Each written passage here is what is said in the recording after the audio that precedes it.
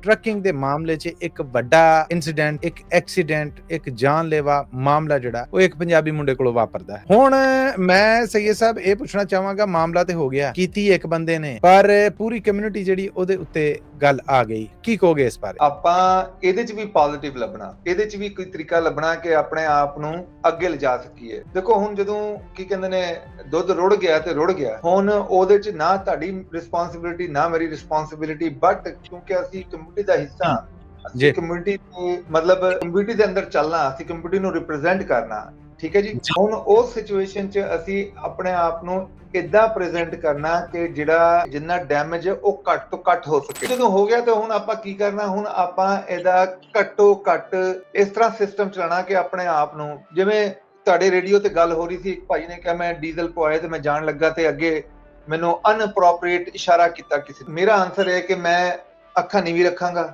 ਇਧਰ ਉਧਰ ਦੇਖਾਂਗੇ ਨਹੀਂ। ਹੁਣ ਮੈਂ ਕੀ ਕਰਾਂ? ਦੇਖੋ ਜੀ, ਜਿਨ੍ਹਾਂ ਤੇ ਇਲਜ਼ਾਮ ਆਂਦਾ ਉਹ ਮੇਰੀ ਕਮਿਊਨਿਟੀ ਦੇ ਲੋਕ ਨੇ ਨਾ। ਹੁਣ ਮੈਂ ਅੱਖਾਂ ਨੀਚੇ ਰੱਖਾਂਗਾ। ਦੂਸਰੀ ਗੱਲ, ਮੈਂ ਕੋਸ਼ਿਸ਼ ਕਰਾਂਗਾ ਵਧੀਆ ਤੋਂ ਵਧੀਆ ਕੱਪੜੇ ਪਾਵਾਂ, ਮਤਲਬ ਜਿਹੜੀ ਅਪਰੋਪਰੀਏਟ ਹੋਣ ਉਸ ਜੌਬ ਵਾਸਤੇ। ਫੋਰ ਐਗਜ਼ਾਮਪਲ ਜੁੱਤੀ ਸੇਫਟੀ ਸ਼ੂਜ਼ ਵਾਲੀ, ਨਾਲ ਗਲਵ, ਨਾਲ ਜਿਹੜੇ ਹੁੰਦੇ ਨੇ ਮਾਰਕਰ ਵਾਲੀ ਜਿਹੜੀ ਹੈ ਸ਼ਰਟਾਂ ਜਾਂ ਵੇਸਟ ਜਿਹਨੂੰ ਕਹਿੰਦੇ ਹੋ, ਉਹਨੂੰ ਪਾਣਾ। ਨਾਲ ਕੋਸ਼ਿਸ਼ ਕਰਾਂਗਾ ਕਿ ਜੇ ਖਾਲੀ ਵੀ ਹਾਈਵੇ ਹੋਏ ਤੇ ਮੈਂ ਸਪੀਡ ਦੇ ਉੱਤੇ ਨਹੀਂ ਜਾਣਾ, ਜੇ ਖਾਲੀ ਵੀ, ਕਿਉਂਕਿ ਜੇ ਮੈਨੂੰ ਰੋਕ ਲਿਆ ਆਫੀਸਰ ਨੇ, ਜਿੱਦਾਂ ਹਵਾ ਚੱਲਦੀ ਹੈ, ਉਹਨੂੰ ਇਹ ਨਹੀਂ ਪਤਾ ਕਿ ਇਹ 30 ਸਾਲ ਤੋਂ ਟਰੱਕ ਚਲਾ ਰਿਹਾ, ਉਹਨੂੰ ਇਹ ਨਹੀਂ ਪਤਾ ਕਿ ਇਹਦਾ ਕਲੀਅਰ ਆ ਸਾਰਾ। ਉਹ ਤਾਂ ਜਦੋਂ ਕੰਪਿਊਟਰ 'ਚ ਪਾਏਗਾ ਤਾਂ ਉਹਨੂੰ ਪਤਾ ਲੱਗੇਗਾ। ਪਰ ਜੇ ਉਹਨੇ ਮੈਨੂੰ ਰੋਕ ਲਿਆ, ਉਹਨੇ ਮੈਨੂੰ ਇਹੀ ਸਮਝਣਾ ਕਿ ਇਹ ਭਾਈ ਦੇ ਲੈਵਲ ਉਹੀ ਲੈਵਲ ਆ ਜਿਹੜਾ ਉਹ ਲੱਭਦੇ ਫਿਰਦੇ। ਟਰਕਿੰਗ ਪ੍ਰਾਈਸ ਇਸ ਵੇਲੇ ਕੀ ਚੱਲ ਰਹੀ ਹੈ? ਜਿਹੜੇ ਲੋਕਾਂ ਦੇ ਸੀਡੀਐਲ ਪ੍ਰੋਬਲਮ 'ਚ ਆਏ ਹੋਏ ਨੇ, ਉਹ ਇਹਨਾਂ ਹਾਲਾਤਾਂ ਦੇ ਵਿੱਚ ਕੀ ਕਰਨ? ਕੀ ਮਸ਼ਵਰਾ ਹੈ, ਕੀ ਗੱਲਬਾਤ ਹੈ ਤੁਹਾਡੀ? ਜੀ ਦੇਖੋ, ਫਰੇਟ ਪ੍ਰਾਈਸ ਜਿਹੜੀ ਹੈ ਉਹ ਥੋੜੀ ਜਿਹੀ ਉੱਤੇ ਗਈ ਆ, ਰੀਜ਼ਨੇਬਲ ਆ, ਪਰ ਕੰਮ ਫਿਰ ਵੀ ਘੱਟ ਹੈਗਾ। ਹਾਂ, ਨੈਗੋਸ਼ੀਏਸ਼ਨ ਵੱਧ ਗਈ ਆ। ਜੇ ਤੁਸੀਂ ਕਾਲ ਕਰਦੇ ਹੋ ਫਰੇਟ ਵਾਸਤੇ ਬ੍ਰੋਕਰ ਨੂੰ, ਤੇ ਬ੍ਰੋਕਰ ਜਿਹੜਾ ਉਹ ਤੁਹਾਨੂੰ ਵਧੀਆ ਰਿਸਪੌਂਸ ਦਿੰਦਾ। ਤੇ ਡੀਪੀਐਫ ਕਲੀਨਿੰਗ ਦਾ ਜਿਹੜਾ ਨਵਾਂ ਕੰਮ ਤੁਸੀਂ ਸ਼ੁਰੂ ਕੀਤਾ ਸੀਗਾ, ਇਤਾਵਾਂ ਲੱਭ ਰਹੀਆਂ ਨੇ ਕਿ ਕੈਨੇਡਾ ਦੇ ਵਿੱਚ ਵੀ ਉਹਦੀਆਂ ਸ਼ੁਰੂਆਤ ਹੋ ਗਈਆਂ? ਜੀ ਅਸੀਂ ਨਾ ਕੈਨੇਡਾ ਦੀ ਡਿਸਟ੍ਰੀਬਿਊਸ਼ਨਸ਼ਿਪ ਵੀ ਲੈ ਲਈ ਆ। ਉਹਦੇ 'ਚ ਸਾਡਾ ਕੈਨੇਡਾ ਤਾਂ ਜਿਹੜਾ ਕੈਲਗਰੀ ਆ ਜਾਂ ਬ੍ਰਿਟਿਸ਼ ਕੋਲੰਬੀਆ ਜਾਂ ਜਿਹਨੂੰ ਵੈਸਟਰਨ ਰੀਜਨ ਕਹਿੰਦੇ ਨੇ, ਉਹਦੇ 'ਚ ਆਲਰੇਡੀ ਜਿਹੜਾ ਅਸੀਂ ਉਹਦੀ ਇਨਾਗੂਰੇਸ਼ਨ ਕਰ ਦਿੱਤੀ ਹੈ, ਕੰਮ ਸ਼ੁਰੂ ਹੋ ਗਿਆ। ਬਾਕੀ ਜੀਟੀਏ ਵੱਲ ਜਿਹੜਾ ਹੈ ਉਹ ਕੱਲ ਤੋਂ ਕੰਮ ਸ਼ੁਰੂ ਹੋ ਜਾਣਾ। ਜੀਟੀਏ 'ਚ ਵੀ ਕੰਮ ਸ਼ੁਰੂ ਹੋ ਗਿਆ। ਬਾਕੀ ਕੁਬੈਕ ਤੇ ਉਸ ਸਾਈਡ ਤੇ ਜਿਹੜੇ ਸਾਡੇ ਡਿਸਟ੍ਰੀਬਿਊਸ਼ਨਸ਼ਿਪ ਆ ਉਹ ਫਿਰ ਵੀ ਅਵੇਲੇਬਲ ਆ। ਜੇ ਤੁਸੀਂ ਉਸ ਸਾਈਡ ਤੇ ਸਾਡਾ ਡੀਪੀਐਫ ਕਲੀਨਿੰਗ ਦੀ ਡਿਸਟ੍ਰੀਬਿਊਸ਼ਨ ਲੈਣਾ ਚਾਹੋ, ਉਹ ਸਾਨੂੰ ਕੰਟੈਕਟ ਕਰ ਸਕਦੇ ਹੋ। ਜਾਂ ਤੁਸੀਂ ਕਲੀਨ ਕਰਾਉਣਾ ਹੋ ਆਪਣਾ ਡੀਪੀਐਫ ਫਿਲਟਰ, ਉਹ ਵੀ ਕੰਟੈਕਟ ਕਰ ਸਕਦੇ ਹੋ। ਪੰਜਾਬੀ ਰੇਡੀਓ ਯੂਐਸਏ ਦੇਖ ਰਹੇ ਸੁਣ ਰਹੇ ਸਭ ਸਤਿਕਾਰਯੋਗ ਸਰੋਤਿਆਂ ਦੀ ਸੇਵਾ 'ਚ ਮੈਂ ਮਸੂਦ ਮੱਲੀ ਹਾਜ਼ਰ ਹਾਂ, ਦੋਵੇਂ ਹੱਥ ਜੋੜ ਕੇ ਸਲਾਮ, ਆਦਾਬ, ਸਤਿ ਸ੍ਰੀ ਅਕਾਲ। ਹਫ਼ਤਾਵਾਰ ਮੁਲਾਕਾਤ ਯੂਐਸਏ ਟਰੱਕ ਸੇਲਸ ਦੇ ਸੈਯਦ ਸਾਹਿਬ ਦੇ ਨਾਲ। ਅੱਜ ਵੀ ਸਾਡੇ ਰੂਬਰੂ ਮੌਜੂਦ ਨੇ ਸੈਯਦ ਸਾਹਿਬ। ਮੇਰੇ ਵੱਲੋਂ ਜੀ ਆਇਆਂ ਨੂੰ, ਬੜਾ ਨਿੱਘਾ ਜਿਹਾ ਸਵਾਗਤ, ਸਲਾਮ, ਆਦਾਬ ਔਰ ਸਤਿ ਸ੍ਰੀ ਅਕਾਲ। Welcome to the show. ਜੀ ਸਤਿ ਸ੍ਰੀ ਅਕਾਲ ਜੀ, ਸਤਿ ਸ੍ਰੀ ਅਕਾਲ, ਅਸਲਾਮ ਅਲੈਕਮ ਤੇ ਬਹੁਤ ਬਹੁਤ ਨਮਸਕਾਰ ਜੀ। ਜੀ ਆਇਆਂ ਨੂੰ ਕਹਿੰਦੇ ਜੀ, ਬੜੀ ਮਿਹਰਬਾਨੀ ਕਿ ਤੁਸੀਂ ਸਮਾਂ ਜਿਹੜਾ ਹੈ ਉਹ ਕੱਢਿਆ ਆ। ਔਰ ਇਹ ਸਮਾਂ ਐਨ ਪ੍ਰੋਗਰਾਮ ਹੈ ਜਿਹੜਾ ਅਸੀਂ ਉਦੋਂ ਕਰ ਰਹੇ ਹਾਂ ਜਦੋਂ ਇਸ ਚੱਲਦੇ ਹਫਤੇ, ਹੁਣ ਬਿਲਕੁਲ ਅੰਤ ਅਖੀਰ ਤੇ ਹਫਤਾ ਆਨ ਅਪੜਿਆ, ਇਹਦੇ 'ਚ ਟਰਕਿੰਗ ਦੇ ਮਾਮਲੇ 'ਚ ਇੱਕ ਵੱਡਾ ਇਨਸੀਡੈਂਟ, ਇੱਕ ਐਕਸੀਡੈਂਟ, ਇੱਕ ਜਾਨਲੇਵਾ ਮਾਮਲਾ ਜਿਹੜਾ ਉਹ ਇੱਕ ਪੰਜਾਬੀ ਮੁੰਡੇ ਕੋਲੋਂ ਵਾਪਰਦਾ ਹੈ। ਹੁਣ ਮੈਂ ਸੈਯਦ ਸਾਹਿਬ ਇਹ ਪੁੱਛਣਾ ਚਾਹਾਂਗਾ, ਮਾਮਲਾ ਤੇ ਹੋ ਗਿਆ, ਕੀਤੀ ਇੱਕ ਬੰਦੇ ਨੇ, ਪਰ ਪੂਰੀ ਕਮਿਊਨਿਟੀ ਜਿਹੜੀ ਉਹਦੇ ਉੱਤੇ ਗੱਲ ਆ ਗਈ। ਪੈਟਰੋਲ ਪੰਪ, ਗੈਸ ਸਟੇਸ਼ਨਸ ਨੇ ਜਿਹੜੇ, ਉੱਥੇ ਲੋਕ ਨੇ ਜਿਹੜੇ ਉਹ ਕਿਸੇ ਨੇ ਦਸਤਾਰ ਬੰਨੀ ਤੇ ਉਹਨੂੰ ਘੂਰਦੇ ਨੇ। ਬਹੁਤ ਸਾਰੀਆਂ ਇਹੋ ਜਿਹੀਆਂ ਖਬਰਾਂ, ਇਤਲਾਵਾਂ, ਗੱਲਬਾਤ ਸਾਡੇ ਪ੍ਰੋਗਰਾਮਾਂ ਦਾ ਹਿੱਸਾ ਆ। ਮੈਂ ਰੈਫਰੈਂਸ ਦੇ ਨਾਲ ਗੱਲ ਕਰ ਰਿਹਾ। ਪਰੇਸ਼ਾਨੀ ਦੇ ਇਹਨਾਂ ਹਾਲਾਤਾਂ ਦੇ ਵਿੱਚ ਕੀ ਕੀਤਾ ਜਾਵੇ ਕਿ ਜਿਹੜੇ ਹੁਣ ਬਿਜ਼ਨਸ ਦੇ ਨਾਲ ਜੁੜੇ ਹੋਏ ਲੋਕ ਨੇ ਉਹ ਘੱਟੋ ਘੱਟ ਨੁਕਸਾਨ ਚੁੱਕ ਸਕਣ? ਮੈਂ ਤਾਂ ਯਕੀਨ ਕਰੋ ਕਿ ਲਫ਼ਜ਼ਾਂ ਦਾ ਚੁਣਾਵ ਵੀ ਇਦਾਂ ਕਰਨ ਡਿਆ ਹੈ ਕਿ ਪੂਰੀ ਇੰਡਸਟਰੀ ਜਿਹਦੇ 'ਚ ਪੰਜਾਬੀ ਹੈ ਨੇ, ਜਿਹੜੇ ਐਸੇ ਵੀ ਨੇ ਕਿ ਟ੍ਰੇਨਿੰਗ ਦਿੰਦੇ ਨੇ ਗੋਰਿਆਂ ਨੂੰ, ਉਹਨਾਂ ਤੋਂ ਬਿਹਤਰ ਚਲਾਉਂਦੇ ਨੇ। ਇਸ ਵੇਲੇ ਬਹਰਹਾਲ ਉਹ ਵੀ ਨਿਸ਼ਾਨੇ ਤੇ ਨੇ। ਬਦਕਿਸਮਤੀ ਦਾ ਵਕਤ ਆ ਜਿਹੜਾ ਇਹ ਹੈ। ਕੀ ਕਹੋਗੇ ਇਸ ਬਾਰੇ? ਜੀ ਬਿਲਕੁਲ, ਤੁਸੀਂ ਠੀਕ ਕਿਹਾ। ਇਹ ਆਪਾਂ ਇਹਦੇ 'ਚ ਵੀ ਪੋਜ਼ਿਟਿਵ ਲੱਭਣਾ, ਇਹਦੇ 'ਚ ਵੀ ਕੋਈ ਤਰੀਕਾ ਲੱਭਣਾ ਕਿ ਆਪਣੇ ਆਪ ਨੂੰ ਅੱਗੇ ਲਿਜਾ ਸਕੀਏ। ਦੇਖੋ ਹੁਣ ਜਦੋਂ ਕੀ ਕਹਿੰਦੇ ਨੇ ਦੁੱਧ ਰੁੜ ਗਿਆ ਤੇ ਰੁੜ ਗਿਆ, ਹੁਣ ਉਹਦੇ 'ਚ ਨਾ ਤੁਹਾਡੀ ਰਿਸਪੌਂਸਿਬਿਲਿਟੀ ਨਾ ਮੇਰੀ ਰਿਸਪੌਂਸਿਬਿਲਿਟੀ, ਬਟ ਕਿਉਂਕਿ ਅਸੀਂ ਕਮਿਊਨਿਟੀ ਦਾ ਹਿੱਸਾ, ਅਸੀਂ ਕਮਿਊਨਿਟੀ ਨੂੰ ਮਤਲਬ ਕਮਿਊਨਿਟੀ ਦੇ ਅੰਦਰ ਚੱਲਣਾ, ਅਸੀਂ ਕਮਿਊਨਿਟੀ ਨੂੰ ਰਿਪਰੈਜ਼ੈਂਟ ਕਰਨਾ, ਠੀਕ ਹੈ ਜੀ। ਹੁਣ ਉਸ ਸਿਚੁਏਸ਼ਨ 'ਚ ਅਸੀਂ ਆਪਣੇ ਆਪ ਨੂੰ ਇਦਾਂ ਪ੍ਰੈਜ਼ੈਂਟ ਕਰਨਾ ਕਿ ਜਿਹੜਾ ਜਦੋਂ ਮੈਂ ਤੇ ਇਹ ਵਰਡ ਯੂਜ਼ ਕਰ ਰਿਹਾ ਕਿ ਜਿੰਨਾ ਡੈਮੇਜ ਹੈ ਉਹ ਘੱਟ ਤੋਂ ਘੱਟ ਹੋ ਸਕੇ। ਡੈਮੇਜ ਤੇ ਹੋਣਾ, ਡੈਮੇਜ ਹੋ ਗਿਆ, ਪਰ ਹੋ ਗਿਆ ਉਹ ਹੈ ਤੋਂ ਘੱਟ, ਜੀ, ਘੱਟ ਤੋਂ ਘੱਟ ਹੋ ਸਕੇ। ਮੈਂ ਤੁਹਾਨੂੰ ਇੱਕ ਛੋਟੀ ਜਿਹੀ ਐਗਜ਼ਾਮਪਲ ਦਿੰਦਾ ਕਿ ਬਹੁਤ ਟਾਈਮ ਤੋਂ ਪੰਜਾਬੀ ਰੇਡੀਓ USA ਬਾਰ-ਬਾਰ ਮਿੰਨਤਾਂ, ਤਰਲੇ, ਕਈ ਵਾਰੀ ਉੱਚਾ ਬੋਲ ਕੇ, ਕਈ ਵਾਰੀ ਨੀਵਾਂ ਬੋਲ ਕੇ, ਪੂਰੀ ਟੀਮ ਦੀ ਗੱਲ ਕਰਦਾ, ਇਨਕਲੂਡਿੰਗ ਤੁਹਾਡੇ ਜਿੰਨੇ ਵੀ ਰੇਡੀਓ ਪ੍ਰੋਗਰਾਮ ਨੇ, ਉਹ ਲੋਕੀ ਕਹਿੰਦੇ ਸੀ ਬੇਵਕੂਫ ਨੇ, ਇਹਨਾਂ ਨੂੰ ਕੋਈ ਹੋਰ ਕੰਮ ਹੀ ਨਹੀਂ ਆਉਂਦਾ, ਇਹ ਸਿਰਫ ਡਰਾਈ ਰੱਖਦੇ, ਡਰਾਈ ਰੱਖਦੇ, ਡਰਾਈ ਰੱਖਦੇ। ਗੱਲ ਤੁਹਾਡੀ 100% ਇਸੇ ਤਰ੍ਹਾਂ ਮਾਇਨਾ ਕਰਨਾ। ਮੈਂ ਵੀ ਪਾਰਟ ਆ ਥੋੜਾ ਜਿਹਾ ਇਹਦਾ, ਕਿ ਮੈਂ ਵੀ ਨਾਲ ਉਹੀ ਗੱਲ ਕਰਦਾ ਸੀ ਜਿਹੜੀ ਗੱਲ ਤੁਸੀਂ ਕਰਦੇ ਸੀ, ਜਾਂ ਜਿਹੜੇ ਜਿਨ੍ਹਾਂ ਨੂੰ ਮਤਲਬ ਟਾਈਮ ਹੋ ਚੁੱਕਿਆ ਇੰਡਸਟਰੀ 'ਚ, ਜੀ। ਤੇ ਮਾਇਨਾ ਕਰਨਾ। ਫਿਰ ਲੋਕੀ ਇੰਨੀ ਵੱਡੀ ਵੱਡੀ ਗਾਲਾਂ ਕੱਢਦੇ ਸੀ ਫॉर नो ਰੀਜ਼ਨ, ਤੇ ਇਕੱਠੇ ਹੋ ਕੇ ਮੈਨੂੰ ਕਈ ਵਾਰੀ ਇਦਾਂ ਹੋਇਆ, ਮੈਂ ਤੁਹਾਨੂੰ ਦੱਸਾਂ, ਮੈਨੂੰ 3-3 4-4 ਲੋਕਾਂ ਨੇ ਇਕੱਠੇ ਹੋ ਕੇ ਕਾਲ ਮਿਲਾਈ, ਤੇ ਕਾਲ ਮਿਲਾ ਕੇ ਜਿੱਦਾਂ ਦੀ ਗੱਲਾਂ ਕਰਦੇ, ਮੈਂ ਕਿਹਾ ਤੁਸੀਂ ਅਮਰੀਕਾ 'ਚ ਹੋ ਫॉर श्योर, ਵੈਰੀ ਜੀ ਬੈਡ। ਅਸੀਂ ਟਰੱਕ ਚਲਾ ਰਹੇ ਹਾਂ, ਯਾਰ ਤੁਸੀਂ ਅਮਰੀਕਾ 'ਚ ਹੋ, ਤੁਸੀਂ ਅਮਰੀਕਾ 'ਚ ਬਹਿ ਕੇ ਇਦਾਂ ਗੱਲ ਕਰ ਰਹੇ, ਤੁਹਾਨੂੰ ਪਤਾ ਨਹੀਂ ਕਿ ਇਹਦਾ ਜਿਹੜੇ ਕੀ ਹੋ ਸਕਦੇ ਨੇ ਆਊਟਕਮਸ, ਜੇ ਮੈਂ ਇੱਕ ਕਾਲ ਲਾ ਲਾਂ ਕਿਸੇ ਆਪਣਾ ਗਵਰਨਮੈਂਟ ਦੇ ਅਦਾਰੇ ਨੂੰ, ਤੁਹਾਨੂੰ ਪਤਾ ਨਹੀਂ ਤੁਹਾਡੇ ਨਾਲ ਕੀ ਹੋ ਸਕਦਾ। ਯਾਨੀ ਸਾਨੂੰ ਆਪ ਡਰ ਲੱਗਦਾ ਹੈ ਕਿ ਉਸ ਟਾਈਮ ਤੋਂ ਜੇ ਆਪਾਂ ਉਸ ਟਾਈਮ 'ਚੋਂ ਮਤਲਬ ਨਿਕਲ ਜਾਈਏ। ਬਸ ਸ਼ਰੀਫ ਆਦਮੀ ਦਾ ਇਹੀ ਹੈ ਨਾ ਜੀ, ਦਾਮਨ ਬਚਾ ਕੇ ਨਿਕਲ ਜਾਂਦਾ, ਆਪਣਾ ਕੱਪੜੇ ਬਚਾ ਕੇ ਨਿਕਲ ਜਾਂਦਾ ਚਿੱਕੜ ਤੋਂ। ਪਰ ਹੁਣ ਹੋ ਗਿਆ, ਹੁਣ ਜਦੋਂ ਹੋ ਗਿਆ ਤਾਂ ਹੁਣ ਆਪਾਂ ਕੀ ਕਰਨਾ, ਹੁਣ ਆਪਾਂ ਇਹਦਾ ਘੱਟੋ ਘੱਟ ਇਸ ਤਰ੍ਹਾਂ ਸਿਸਟਮ ਚਲਾਣਾ ਕਿ ਆਪਣੇ ਆਪ ਨੂੰ, ਜਿਵੇਂ ਤੁਹਾਡੇ ਰੇਡੀਓ ਤੇ ਗੱਲ ਹੋ ਰਹੀ ਸੀ, ਇੱਕ ਭਾਈ ਨੇ ਕਿਹਾ ਮੈਂ ਡੀਜ਼ਲ ਪਵਾਇਆ ਤੇ ਮੈਂ ਜਾਣ ਲੱਗਾ, ਤੇ ਅੱਗੇ ਮੈਨੂੰ ਅਨਅਪਰੋਪਰੀਏਟ ਇਸ਼ਾਰਾ ਕੀਤਾ ਕਿਸੇ ਨੇ। 100% ਜੀ। ਇਦਾਂ ਜੀ ਮੇਰਾ ਆਨਸਰ ਹੈ ਕਿ ਮੈਂ ਅੱਖਾਂ ਨੀਵੀਂ ਰੱਖਾਂਗਾ, ਇੱਧਰ ਉੱਧਰ ਦੇਖਾਂਗੇ ਨਹੀਂ। ਹੁਣ ਮੈਂ ਕੀ ਕਰਾਂ? ਦੇਖੋ ਜੀ, ਜਿਨ੍ਹਾਂ ਤੇ ਇਲਜ਼ਾਮ ਆਂਦਾ ਉਹ ਮੇਰੀ ਕਮਿਊਨਿਟੀ ਦੇ ਲੋਕ ਨੇ ਨਾ। ਹੁਣ ਮੈਂ ਅੱਖਾਂ ਨੀਚੇ ਰੱਖਾਂਗਾ। ਦੂਸਰੀ ਗੱਲ, ਮੈਂ ਕੋਸ਼ਿਸ਼ ਕਰਾਂਗਾ ਵਧੀਆ ਤੋਂ ਵਧੀਆ ਕੱਪੜੇ ਪਾਵਾਂ। ਕੱਪੜੇ ਇਹ ਨਹੀਂ ਕਿ ਮਹਿੰਗੇ ਪਾਵਾਂ, ਨਹੀਂ, ਮਤਲਬ ਜਿਹੜੀ ਅਪਰੋਪਰੀਏਟ ਹੋਣ ਉਸ ਜੌਬ ਵਾਸਤੇ। ਫॉर ਐਗਜ਼ਾਮਪਲ ਜੁੱਤੀ ਸੇਫਟੀ ਸ਼ੂਜ਼ ਵਾਲੀ, ਨਾਲ ਗਲਵ, ਨਾਲ ਜਿਹੜੇ ਹੁੰਦੇ ਨੇ ਮਾਰਕਰ ਵਾਲੀ ਜਿਹੜੀ ਹੈ ਸ਼ਰਟਾਂ ਜਾਂ ਵੇਸਟ ਜਿਹਨੂੰ ਕਹਿੰਦੇ ਹੋ, ਉਹਨੂੰ ਪਾਣਾ। ਨਾਲ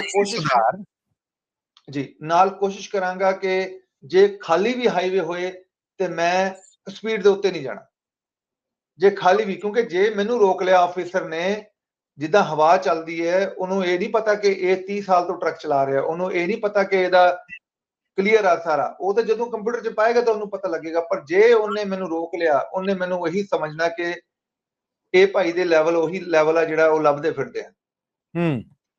ਉਹਦੇ ਬਾਅਦ ਜਿਹੜੇ ਬਾਕੀ ਮੈਂ ਆਪਣਾ ਦੂਸਰੀ ਗੱਲ ਕਰਦਾ ਕਿ ਆਪਣੇ ਕਰੈਕਟਰ ਨੂੰ ਤੇ ਆਪਣੇ ਬਿਜ਼ਨਸ ਨੂੰ ਜਿੰਨਾ ਤੁਸੀਂ ਲਾਅ ਅਬਾਈਡਿੰਗ ਕਰ ਸਕੋ ਤੇ ਕਰੋ। ਜੇ ਚਾਹ ਪੀਂਦੇ ਹੋ ਤੇ ਮਾਈਂਡ ਨਾ ਕਰਨਾ, ਚਾਹ ਨੂੰ ਛੱਡ ਦਿਓ, ਕਿਉਂਕਿ ਕਈ ਲੋਕਾਂ ਨੇ ਚਾਹ ਦੇ ਨਾਲ ਪਿੰਨੀਆਂ ਰੱਖੀਆਂ ਹੁੰਦੀਆਂ, ਹੋਰ ਚੀਜ਼ਾਂ ਰੱਖੀਆਂ ਹੁੰਦੀਆਂ।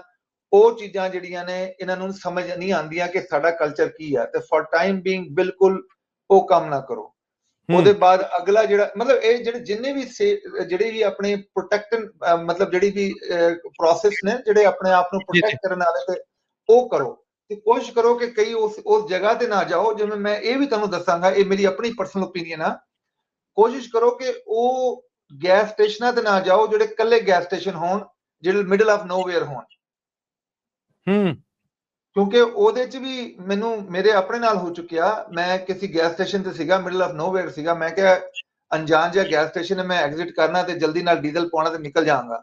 ਪਰ ਉਧਰ ਮੈਨੂੰ ਕਾਫੀ ਮਤਲਬ ਸਾਹਮਣਾ ਕਰਨਾ ਪਿਆ ਉਹ ਚੀਜ਼ਾਂ ਦਾ ਜਿਹੜਾ ਮੈਂ ਐਕਸਪੈਕਟ ਨਹੀਂ ਕਰਦਾ ਸੀ। ਤੇ ਸਪੈਸ਼ਲੀ ਅੱਜ ਕੱਲ ਸੋਸ਼ਲ ਮੀਡੀਆ ਦਾ ਜਿਹੜਾ ਟਾਈਮ ਆ, ਹਰ ਬੰਦੇ ਨੇ ਹਰ ਟਾਈਪ ਦੀ ਵੀਡੀਓ ਪਾਈਆਂ ਨੇ। ਮੈਂ ਤਾਂ ਵੀਡੀਓ ਦੇਖ ਕੇ ਹੈਰਾਨ ਰਹਿ ਗਿਆ, ਜਿਹੜੀ ਨਿਊਜ਼ਪੇਪਰ ਵਾਲੇ ਦੱਸਦੇ ਨੇ ਉਹ, ਤੇ ਜਿਹੜੀ ਦੂਸਰੇ ਲੋਕਾਂ ਨੇ ਆਪਣਾ ਸੋਸ਼ਲ ਮੀਡੀਆ ਤੇ ਲੈਣ ਵਾਸਤੇ, ਵਿਊਜ਼ ਲੈਣ ਵਾਸਤੇ ਜਿਹੜੀ ਚੀਜ਼ਾਂ ਪਾਈਆਂ ਨੇ, ਉਹਨਾਂ ਦਾ ਮਤਲਬ ਕੋਈ ਕਨੈਕਸ਼ਨ ਨਹੀਂ ਹੈਗਾ। ਉਹਨਾਂ ਨੇ ਇੰਨੀ ਗੱਲ ਅੱਗੇ ਪਹੁੰਚਾ ਦਿੱਤੀ ਕਿ ਤੁਸੀਂ ਸੋਚ ਨਹੀਂ ਸਕਦੇ। ਏਦਾਂ ਹੀ ਅਨਫੋਰਚੂਨੇਟਲੀ ਉਹ ਜਿਹੜੀ ਇਨਫੋਰਮੇਸ਼ਨ ਆ ਜਿਹੜੀ ਉਹ ਆਲਰੇਡੀ ਚੱਲੀ ਆ, ਤੇ ਉਹਨੂੰ ਦੇਖ ਕੇ ਜਿਹੜਾ ਨਾ ਕੋਸ਼ਿਸ਼ ਕਰੋ ਕਿ ਕਿਸੇ ਵੱਡੇ ਡੀਜ਼ਲ ਸਟਾਪ ਤੇ ਡੀਜ਼ਲ ਪਵਾ ਲਓ, ਪਰ ਜੇ ਸ਼ੋਲਡਰ ਤੇ ਨਾ ਲਾਓ ਟਰੱਕ ਨੂੰ, ਆਪਣੇ ਆਪ ਨੂੰ ਛੋਟੇ ਡੀਜ਼ਲ ਸਟਾਪ ਤੇ ਨਾ ਲੈ ਕੇ ਜਾਓ। ਆਪਣੇ ਆਪ ਨੂੰ ਕੋਸ਼ਿਸ਼ ਕਰੋ ਕਿ ਬਿਲਕੁਲ ਜਿਹੜਾ ਨਾ ਪ੍ਰੋਪਰ ਤਰੀਕੇ ਨਾਲ ਚੱਲਣਾ ਤੇ ਪ੍ਰੋਪਰ ਜਗ੍ਹਾ ਤੇ ਬਿਗ ਜਗ੍ਹਾ ਤੇ ਜਾ ਕੇ ਬ੍ਰੇਕ ਲਾਣੀ ਜੀ। ਬਿਲਕੁਲ ਠੀਕ ਹੈ, ਬਿਲਕੁਲ ਠੀਕ ਹੈ। ਔਰ ਜਿਹੜੇ ਹਾਲਾਤ ਚੱਲ ਰਹੇ ਨੇ ਉਹ ਮੰਗ ਵੀ ਮੇਰਾ ਖਿਆਲ ਹੈ ਕਿ ਸੀਏ ਸਾਹਿਬ ਇਹੋ ਹੀ ਕਰ ਰਹੇ। ਅੱਗੇ ਵਧਾਂਗਾ। ਅਗਲਾ ਸਵਾਲ ਇਹ ਹੈ ਕਿ ਟਰੱਕਿੰਗ ਪ੍ਰਾਈਸ ਇਸ ਵੇਲੇ ਕੀ ਚੱਲ ਰਹੀ ਹੈ? ਜਿਹੜੇ ਲੋਕਾਂ ਦੇ ਸੀਡੀਐਲ ਪ੍ਰੋਬਲਮ 'ਚ ਆਏ ਹੋਏ ਨੇ ਉਹ ਇਹਨਾਂ ਹਾਲਾਤਾਂ ਦੇ ਵਿੱਚ ਕੀ ਕਰਨ? ਕੀ ਮਸ਼ਵਰਾ ਹੈ, ਕੀ ਗੱਲਬਾਤ ਹੈ ਤੁਹਾਡੀ?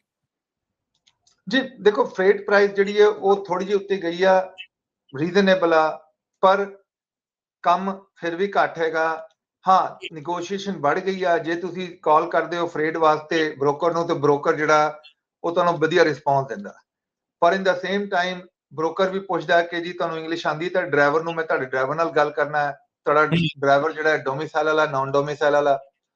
ਹੁਣ ਜਿਹੜੇ ਨਾਨ ਡੋਮਿਸਾਈਲ ਵਾਲੇ ਨੇ, ਜਿਨ੍ਹਾਂ ਦੇ ਹੁਣ ਫॉर ਟਾਈਮ ਬੀਇੰਗ ਜਿਨ੍ਹਾਂ ਦੇ ਲਾਇਸੈਂਸ ਹੈਗੇ ਐਕਟਿਵ, ਉਹ ਤੇ ਚਲੋ ਵੈਸਟ ਵੱਲ ਚਲਾ ਰਹੇ ਨੇ, ਪਰ ਬਹੁਤ ਸਾਰੇ ਲੋਕ ਚਲਾ ਨਹੀਂ ਰਹੇ। ਤੇ ਸਾਨੂੰ ਬਹੁਤ ਕਾਲਾਂ ਆਉਂਦੀਆਂ ਜਿਹਦੇ 'ਚ ਲੋਕਾਂ ਨੇ ਕਹਿੰਦੇ ਸਾਡਾ ਟਰੱਕ ਵਿਕਵਾ ਦਿਓ। ਟੂ ਬੀ ਓਨੈਸਟ, ਅਸੀਂ ਖੁਦ ਟਰੱਕਿੰਗ ਕੰਪਨੀ, ਅਸੀਂ ਆਪ ਟਰੱਕ ਨਹੀਂ ਵੇਚ ਸਕਦੇ ਜਿਵੇਂ ਹਾਲਾਤ ਚੱਲਦੇ ਨੇ। ਅਸੀਂ ਬਹੁਤ, ਸਾਡੀ ਸੇਲ ਜਿਹੜੀ ਹੈ ਬਹੁਤ ਘੱਟ ਹੋ ਗਈ ਆ।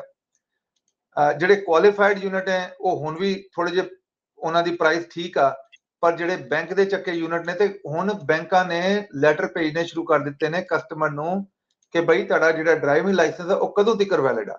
ਮੈਨੂੰ ਫਸਟ ਹੈਂਡ ਇਨਫੋਰਮੇਸ਼ਨ ਆਈ ਹੈ ਕਿ ਬੈਂਕ ਨੇ ਲੈਟਰ ਭੇਜਿਆ ਕਸਟਮਰ ਨੂੰ ਕਿ ਭਾਈ ਤੂੰ ਆਪਣਾ ਇਹ ਦੱਸ ਕਿ ਤੇਰਾ ਡਰਾਈਵਿੰਗ ਲਾਇਸੈਂਸ ਕਦੋਂ ਤੱਕ ਵੈਲਿਡ ਆ। ਅੱਛਾ। ਉਹਦੇ ਬਾਅਦ ਜੀ ਮੈਨੂੰ ਫਸਟ ਹੈਂਡ ਇਨਫੋਰਮੇਸ਼ਨ ਮੇਰੇ ਕਸਟਮਰ ਨੇ ਦਿੱਤੀ ਆ ਕਿ ਭਾਈ ਮੈਨੂੰ ਲੈਟਰ ਆਇਆ ਇੰਸ਼ੋਰੈਂਸ ਦਾ, ਉਹ ਪੁੱਛਦੇ ਨੇ ਤੁਹਾਡੇ ਜਿਹੜਾ ਡਰਾਈਵਿੰਗ ਲਾਇਸੈਂਸ ਉਹ ਐਕਟਿਵ ਹੈਗਾ ਜਾਂ ਨਹੀਂ ਹੈਗਾ। ਇਹਦਾ ਮਕਸਦ ਹੈ ਉਹੀ ਪੁੱਛਣਾ ਚਾਹ ਰਹੇ ਨੇ ਕਿ ਤੇਰੀ ਇੰਸ਼ੋਰੈਂਸ ਕੰਟੀਨਿਊ ਕਰੀਏ ਜਾਂ ਤੈਨੂੰ ਲੈਟਰ ਭੇਜੀਏ।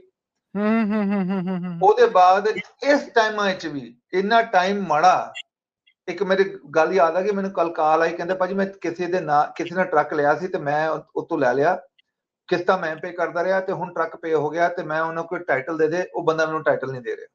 ਯਾਨੀ ਇਹਨਾਂ ਹਾਲਾਤਾਂ ਵਿੱਚ ਵੀ ਸਾਡੇ ਜਿਹੜੇ ਨੇ ਮੌਕਾ ਉਹ ਪ੍ਰਸਤ ਹਾਲਾਤ ਮਾਫੀ ਚਾਹਾਂਗਾ, ਚੱਲ ਹੀ ਰਹੇ ਮਫਾਦ ਪ੍ਰਸਤ, ਮੌਕਾ ਪ੍ਰਸਤ, ਸਾਰੇ ਚਲੋ ਬਸ ਅਫਸੋਸ। ਮੇਰੇ ਮਾਈਂਡ 'ਚ ਗੱਲ ਆ ਗਈ ਤੇ ਮੈਂ ਕਿਹਾ, ਤੇ ਉਹਦਾ ਸਿੰਪਲ ਇਹੀ ਹੈ ਕਿ ਜਿਹੜੇ ਹਾਲਾਤ ਨੇ ਉਹਨਾਂ ਦੇ ਹਾਲਾਤਾਂ ਨਾਲ ਚੱਲ ਕੇ, ਜੇ ਤੁਸੀਂ ਸਮਝਦੇ ਹੋ ਕਿ ਤੁਸੀਂ ਕਿਸੇ ਤਰੀਕੇ ਨਾਲ ਲੋਨ ਨੂੰ ਕੰਟੀਨਿਊ ਕਰ ਸਕਦੇ ਹੋ, ਕੰਟੀਨਿਊ ਕਰੋ। ਨਹੀਂ ਕਰ ਸਕਦੇ, ਕੋਸ਼ਿਸ਼ ਕਰੋ ਕਿ ਡੈਫਰ ਪੇਮੈਂਟ ਲੈਣ ਦੀ ਕੋਸ਼ਿਸ਼ ਕਰੋ।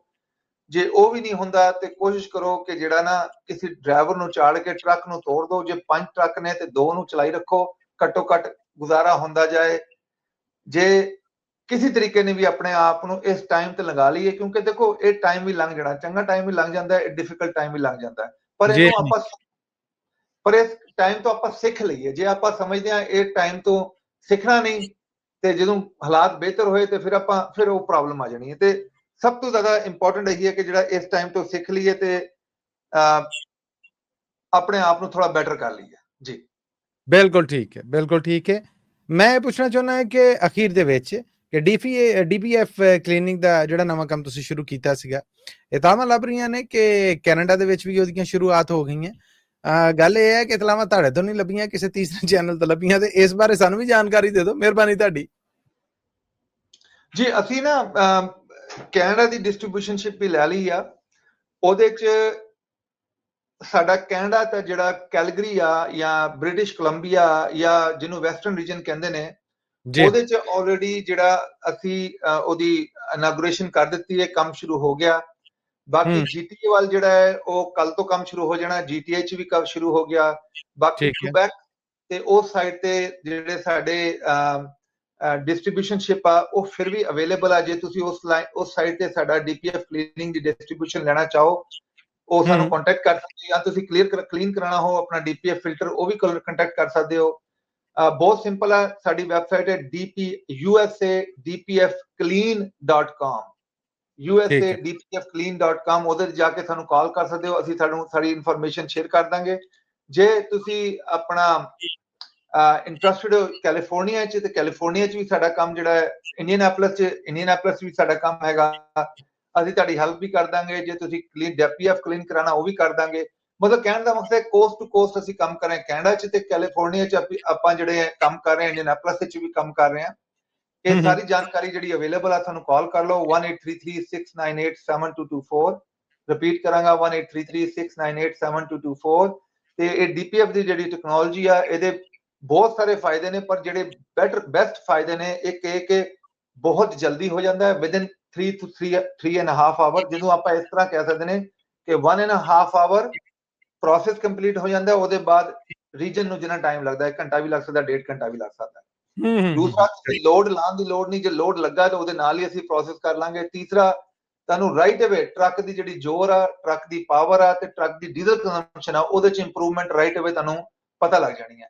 ਤੇ ਇਹ ਜਿਹੜਾ ਪ੍ਰੋਸੈਸ ਹੈ, ਜਿਹੜੇ ਲੌਂਗ ਡਿਸਟੈਂਸ ਟਰੱਕਰ ਨੇ ਉਹਨਾਂ ਨੂੰ at least once in a year ਕਰਾ ਲੈਣਾ ਚਾਹੀਦਾ। ਜਿਹੜੇ ਲੋਕਲ ਨੇ, ਜਿਵੇਂ ਮੱਟੀ ਵਾਲੇ ਟਰੱਕ ਨੇ ਜਾਂ ਡੇ ਕੈਬ ਨੇ ਜਾਂ ਐਗਰੀਕਲਚਰ, ਉਹਨਾਂ ਨੂੰ ਐਟਲੀਸਟ once in 6 months ਦੇ ਅੰਦਰ ਇਹਨੂੰ ਜ਼ਰੂਰ ਕਰਾਉਣਾ ਚਾਹੀਦਾ। ਆਪਣੇ ਡੀਪੀਐਫ ਦੇ ਫਿਲਟਰ ਜਿਹੜਾ ਸ਼ੂਟ ਲੈਵਲ ਆ ਜਾਂ ਜਿਹੜਾ ਕਾਰਬਨ ਆ ਉਹਨੂੰ ਕਲੀਨ ਕਰਾ ਲੈਣਾ ਚਾਹੀਦਾ ਜੀ। ਬਿਲਕੁਲ ਠੀਕ ਹੈ, ਬਿਲਕੁਲ ਠੀਕ ਹੈ। ਸਹੀ ਸਾਹਿਬ, ਬਹੁਤ ਬਹੁਤ ਸ਼ੁਕਰੀਆ, ਤੁਸੀਂ ਅੱਜ ਕੁਝ ਸਮਾਂ ਕੱਢਿਆ, ਸੁਣਨ ਵਾਲੇ ਦੇਖਣ ਵਾਲਿਆਂ ਦੇ ਰੂਬਰੂ ਆਏ, ਕੋਈ ਜਾਣਕਾਰੀ ਹੈ ਜਿਹੜੀ ਭਾਗਦੇ ਇਹਨਾਂ ਹਾਲਾਤਾਂ ਦੇ ਵਿੱਚ ਉਹ ਵੀ ਸਾਡੇ ਨਾਲ ਸਾਂਝੀ ਕੀਤੀ, ਬਲਕਿ ਕੁਝ ਮਸ਼ਵਰੇ ਸਾਂਝੇ ਕੀਤੇ ਜਿਹੜੇ ਭਲੇ ਔਰ ਫਾਇਦੇ ਦੇ ਨੇ। ਅੱਜ ਦੀ ਇਹ ਗੱਲਬਾਤ ਜਿਹੜੀ, ਇਹਦੇ ਵਾਸਤੇ ਮੈਂ ਆਪ ਦਾ ਬਹੁਤ ਧੰਨਵਾਦੀ ਹਾਂ। ਥੈਂਕ ਯੂ ਜੀ ਸਭ ਨੂੰ, ਸਤਿ ਸ਼੍ਰੀ ਅਕਾਲ, ਨਮਸਕਾਰ ਤੇ ਅਸਲਾਮ ਵਾਲੇਕਮ ਜੀ। ਬੜੀ ਬੜੀ ਮਿਹਰਬਾਨੀ। ਇਹ ਸਨ USA ਟਰੱਕ ਸੇਲਸ ਤੋਂ ਸੈयद ਸਾਹਿਬ, ਔਰ ਮੈਂ ਸਾਂ ਮਸੂਦ ਮੱਲੀ, ਪੰਜਾਬੀ ਰੇਡੀਓ USA ਤੋਂ। ਅੱਜ ਦੀ ਮੁਲਾਕਾਤ ਨੂੰ ਇੱਥੇ ਹੀ ਅੰਤ ਕਰਨੇ ਆ, ਆਉਂਦੇ ਹਫਤੇ ਫਿਰ ਮਿਲਾਂਗੇ। ਸੋ ਆਪਣਾ ਬੜਾ ਖਿਆਲ ਰੱਖਿਆ ਜੀ। ਆਉਂਦੀ ਮੁਲਾਕਾਤ ਤੱਕ ਲਈ ਤੁਹਾਡਾ ਮੇਰਾ ਸਾਡਾ ਸਾਰਿਆਂ ਦਾ ਰੱਬ ਰਾਖਾ।